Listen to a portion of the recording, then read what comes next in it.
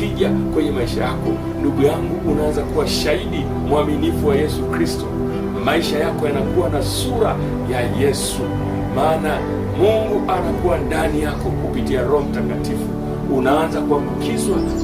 Wamekuwa na watu ambao ni washauri wabaya, wanaowaongoza katika njia za upotofu na njia za uharibifu.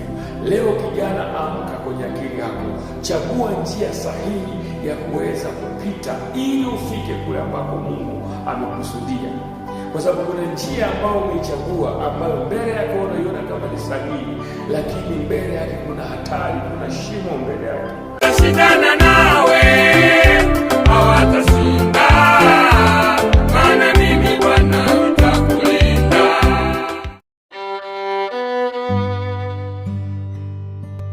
Neno la Mungu linasema ni kitu cha thamani kwake yeye aliyenacho, kila anapogeuka kufanikiwa. Uwe shujaa hodari kama wakina Kalebu, ambao waliona kabisa, pamoja na kwamba ile nchi ina maadui wakubwa wenye nguvu warefu, lakini wao waliziona fursa baada ya kuona shida. Sikiliza, mtazamo wako unapozungukwa na majaribu, unapozungukwa na changamoto, mtazamo wako uone fursa zaidi kuliko kuona matatizo yanayokuzingira. Maana ukikaa kuangalia matatizo, nafsi ina tabia ya kuinama.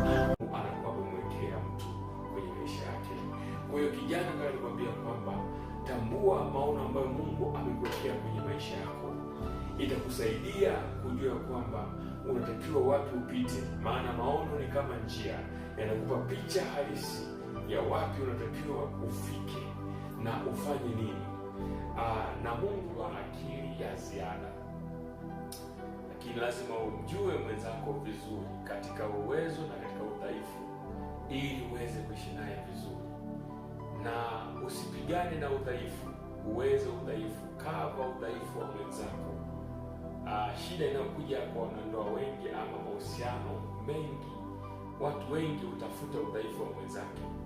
Binadamu yeyote ana mapungufu, binadamu yeyote ana madhaifu, lakini umwombe Mungu akupe uwezo wa kuyashinda madhaifu ya mwenzako na kuyaweza na kuyatawala. Shindana nawe hawatashinda, maana mimi Bwana nitakulinda.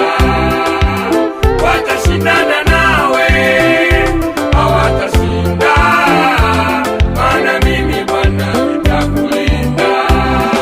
Ujasiri wako ndio uthubutu wako, na unapoanza kuthubutu ndiyo hatua ya mafanikio.